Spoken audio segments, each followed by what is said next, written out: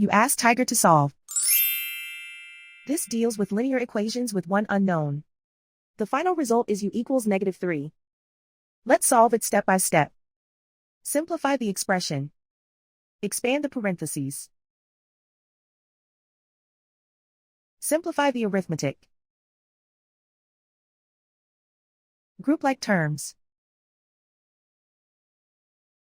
Combine like terms. Group all constants on the right side of the equation. Add 15 to both sides. Simplify the arithmetic.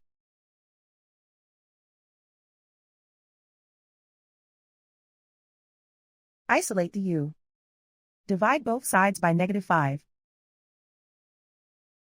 Cancel out the negatives.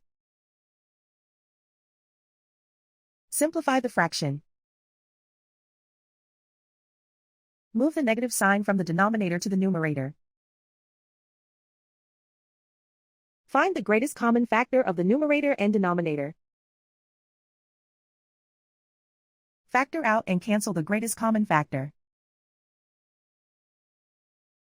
And so the final result is u equals -3.